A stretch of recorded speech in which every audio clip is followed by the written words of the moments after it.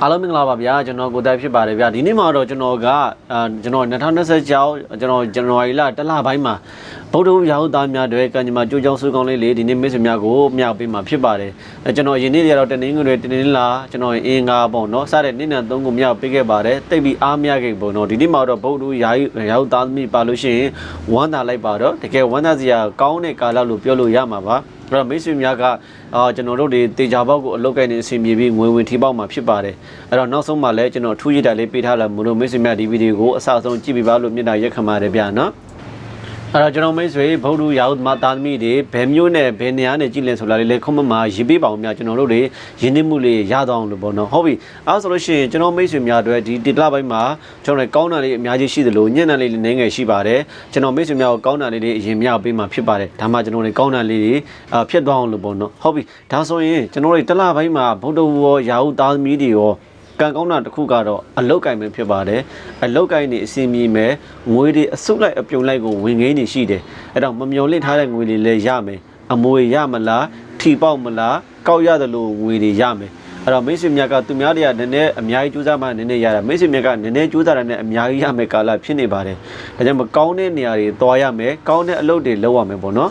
်အဲ့တော့ကျွန်တော်တို့အလုတ်ကံရောငွေကြေးကံရောအားလုံးကောင်းနေတဲ့ကာလလို့ပြောလို့ရပါတယ်အဲ့တော့ဒီလေးလောက်တွင်းမှာဘာသာရေးလေးတွေနဲ့ပို့လုပ်ပေးဘာသာရေးပို့လုပ်လေးလက်လက်ပတ်လေးပေါ်များလေးပဲဖြစ်ပါတယ်အဲ့တော့ပြီးရကျွန်တော်တို့ကကောင်းတဲ့ຢာတွေကပညာရေးမှာလည်းကောင်းတယ်ဗျာအဲ့တော့ကျွန်တော်တွေအဲ့တော့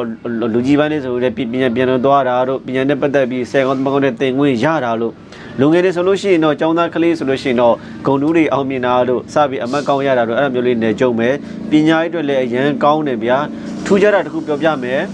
အရန်ကောင်းတာတစ်ခုပြောပြမယ်ဘာလဲဆိုတော့အဲ့ဒါကမိတ်ဆွေများကိုအထက်လူကြီးသူမတွေမိဘဘွားဆရာသမားတွေကအကူအညီပေးလိမ့်မယ်ဒီတဲ့ပိုကောင်းတာတော့မမြင်နိုင်တဲ့ပုံကိုယ်တူတွေကလည်းကူညီပေးလိမ့်မယ်ဒါကြောင့်မို့ကိုဆိုင်ဆရာပုံကိုယ်လေးဆိုင်ဆရာအဆက်လေးတွေကိုလည်းပူဇော်ပတ်တာမျိုးတွေလုပ်ပေးလို့ရပါတယ်တော့မိတ်ဆွေများကိုကောင်းတဲ့ဆောင်းလျှောက်တွေမမြ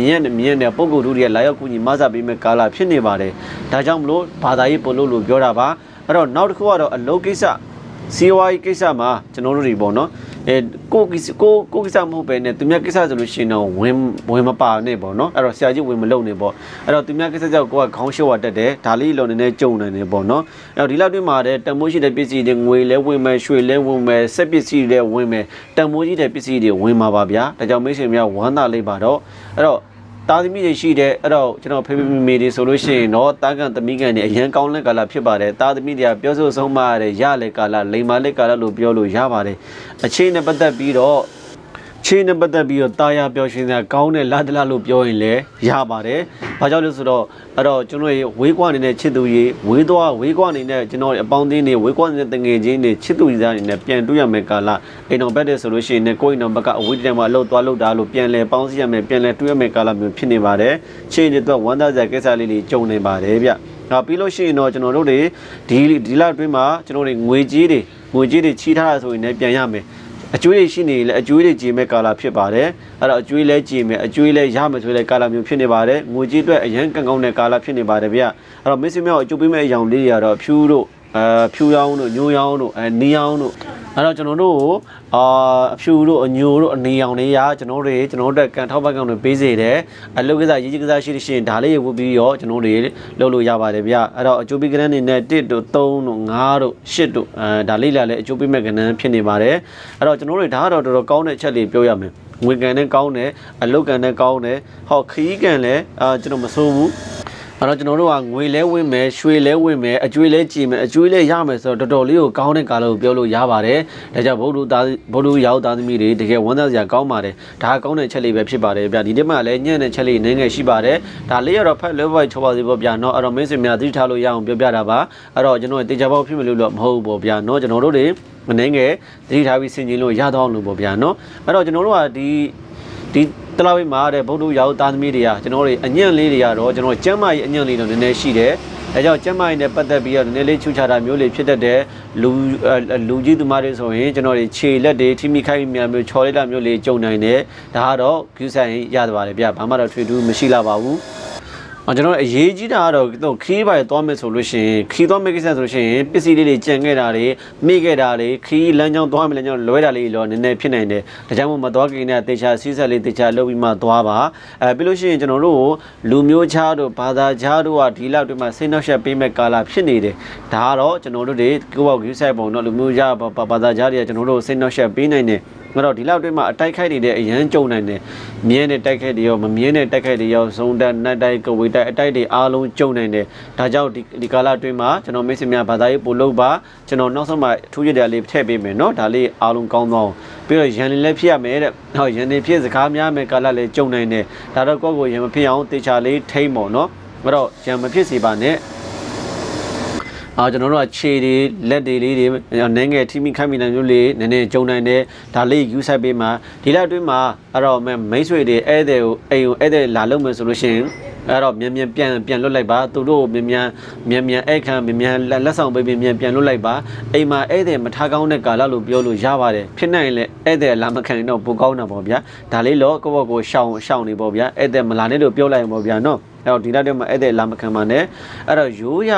ကိုယ်မှုလေးရှိရင်ရိုးရနဲ့လေးရှိရင်တော့ပူဇော်ပတဖို့မမေ့ပါနဲ့ဒီလောက်တွင်းမှာဒါလေးသူကကျွန်တော်တို့ပြန်ပြီးတော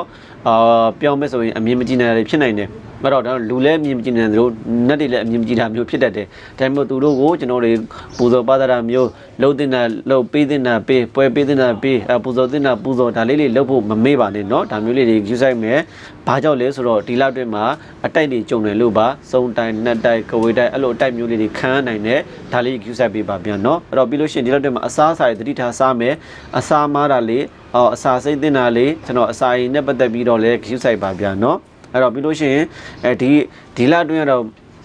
ဘုဒ္ဓသားသမီးတွေကျွန်တော်တို့တွေဘုဒ္ဓသားသမီးတွေဒီလအတွင်းမှာစိတ်ယူတွေဝင်မယ်တဲ့ဘယ်လိုစိတ်တွေဝင်လဲတော်ကြကောင်းလိုက်တော်ကြဆိုးလိုက်တော်ကြရီလိုက်တော်ကြငိုလိုက်အဲ့လိုမျိုးလေးစိတ်တွေကခဏမငြိမ်ဟိုကသွားလို့ဒီကသွားလို့ဟိုကလုံးလို့ဒီကလုံးနေစိတ်တွေကမတိမငြိမ်နေဖြစ်နေတတ်တယ်ဒါလေးတော့ကိုယ့်ကိုစိတ်တည်ငြိမ်အောင်တရားလေးထိုင်ပေးပါဗျတရားလေးထိုင်ပေးပါအဲ့တော့လျှက်စစ်မီးတို့မီးဘူတို့အဲ့တော့ဝါယာကြိုးတွေပါသတိထားမယ်ပေါ့နော်အထူးသတိမှာကျင်တာတော့ညမထွက်ပါနဲ့ညတွေမြို့ဝနေလေလူဆိုလို့ရှိရင်တော့ night out တို့ night club လို့အဲ့လိုထွက်ကြတာမျိုးရှိတယ်ညတွေပါမထွက်ဖို့ရာဒီလအတွင်းမှာဒီတလလုံးမှာ view site ပါညဘက်တွေမထွက်ပါနဲ့ပေါ့နော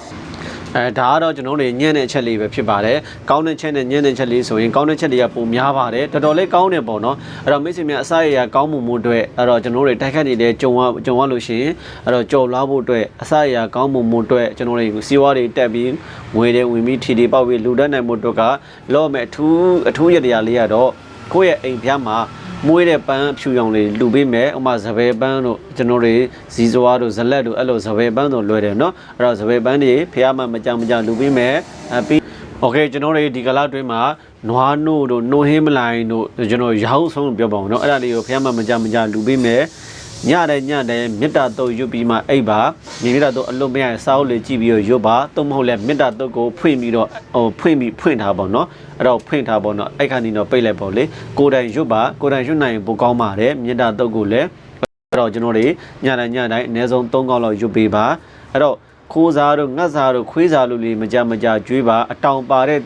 တတ္တဝါလေးတွေကိုအစာကျွေးမယ်ပေါ့နော်အဲ့တော့ကျွန်တော်တို့ကဒီကလပ်တွင်းမှာရဟန်းတန်ဃာတွေကိုထီးလူပြီးမယ်နော်အဲ့တော့ကျွန်တော်ဒီကာလအတွင်းမှာကျွန်တော်ရဟန်းတန်ကလေးထီလူမယ်လူကြီးတွေသွားလာနေတဲ့လူတွေပေါ့နော်အဲ့ဒါတို့ခမောက်တို့အိုးထုတ်တို့ဒါလေးတွေမိတ်ဆွေများတယောက်လောက်တော့လူပြည့်အောင်လူပေးပါအဓိကရေးကြီးကတော့ခလေးတွေရောမုတ်ကြွေးတကြားလုံးကြီးပါဗျာခလေးလေးပျော်ရလေမိတ်ဆွေများလည်းပျော်ရလေပဲအဲ့တော့တကြားလုံးလေးတွေမုတ်လေးမိတ်ဆွေများကိုလမ်းကြုံတို့ခလေးလေးကိုဝယ်ကြွေးပါခလေးလေးပျော်တာနဲ့မိတ်ဆွေများလည်းပျော်ရပါလိမ့်မယ်ကျွန်တော်တို့အဓိကဒီလောက်တွင်းမှာအဓိကယူရမယ်ဂါရာကတော့စမကြီးလေးလုံးဂါရာပဲဖြစ်ပါတယ်စကုမာဆရမာစိန်တော်ဓမ္မညုဓမ္မတာမိကောဘလူဘေတော်ဗလာဒရောဝရဒောတိတုမေဝရံအဲ့ဒါလေးကိုအဲ့တော့ကျွန်တော်တွေစကုမာဆရမာစိန်တော်ဓမ္မညုဓမ္မတာမိကောဘလူဘေတော်ဗလာဒရောဝရဒောတိတုမေဝရံစကု၅ပါးနဲ့ပြည့်စုံတော်မူသောမြတ်စွာဘုရားတရားအောင်နဲ့ပိုင်ရှင်ဖြစ်တော်မူသောမြတ်စွာဘုရားအာဇေဘောင်းဆောင်တော်မူသောမြတ်စွာဘုရားကိုယ်ရန်နဲ့ပြည့်စုံတော်မူသောမြတ်စွာဘုရားအမျက်ဆုံးသောမှုနိဗ္ဗာန်စုကိုလည်းပေးစွမ်းတော်မူသောမြတ်စွာဘုရားဒီပြည့်စုံဟာအမျက်သုံးစုကိုပေးသွင်းတော်မူမှာရှင်ဘုရားဆိုတဲ့ဂရဏနိဗ္ဗာန်ရှင်းလင်းဖြစ်ပါတယ်ဗျ။အဲ့တော့စမကြီးလေးလုံးဂါရာခေါ်ဆရဘာဝဂါရာကိုမိတ်ဆွေများကမနက်တိုင်းမှာကျွန်တော်အနည်းဆုံး28ခေါက်ပြည့်အောင်ရွတ်ပေးပါ မိတ်ဆွေများတစ်လားလုံးမှာရန်လဲရှင်းမယ်မန်လင်းကင်းမယ်အဲ့တော့ကျွန်တော်တွေအတိုက်ခိုက်လဲကင်းမယ်ပြီးလို့ရှိရင်လက်ပိုက်တွေလည်းအရန်ရွှင်မယ်ဒါလေးမိတ်ဆွေများကိုအဲ့ဒါလုပ်ကြည့်ပါဗျာပြီးလို့ရှိရင်ဒီရက်တွေမှာရင်မွေးလေးဆောင်သွားဘယ်ပဲသွားရင်မွေးဆွတ်သွားမယ်ဖះမှာလည်းအမိုးတိုင်မကြလူပေးမယ်ဒါဆိုလို့ရှိရင်ကျွန်တော်ဒီလတစ်လလုံးမှာတေချာပေါက်ကန်နေကောင်းပြီးကန်နေတက်မယ်ငွေလဲဝင်မယ်ထီလဲပေါက်မှာဖြစ်ပါတယ်ဗျာငွေလုံးရင်ဝင်ကိန်းလေးရှိတယ်နော်မိတ်ဆွေများထီကန်ဆန်းမှာထီထိုးပြအောင်ထိုးပါအဲ့တော့ကျွန်တော်ဘယ်ထီပြီးထိုးလို့ရပါတယ်ထီပေါက်ကိန်းနေရှိပြီးလူရဲ့တန်းမှာဖြစ်ပါတယ်ဗျလူဖို့တန်းမလဲမမေ့ပါနဲ့ဗျကဲဒါလေးပါပဲဒါလို့ဆိုမိတ်ဆွေအားလုံးလည်းအဆင်ပြေမယ်ထင်ပါတယ်ဒီတလပိုင်းမှာကျွန်တော်မိတ်ဆွေဗုဒ္ဓရောက်သားသမီးအားလုံးကံမြင့်ကံနဲ့စီးပွားရေးတက်ကြပါစေတင်းဒီဆိုပြီးပေါ့ပြီးအလူကြီးတန်းကြီးလည်းပေးနေကြပါစေဗျကဲမိတ်ဆွေများလည်းဘယ်နေရာဘယ်နိုင်ငံဘယ်မြို့နယ်ကြီးနေဆိုတာလေးလည်းကွန်မန့်မှာရေးပေးပါအောင်ဗျကျွန်တော်တို့ရင်းနှီးမှုတွေရသွားအောင်လို့ပေါ့နော်အစီအမီတို့ကျန်းတဲ့တိုင်နဲ့ line ဆွဲနေပြီးအပိတ်ကပောင်းဗျအားလုံးကိုကျေးဇူးတင်ပါတယ်ဗျာ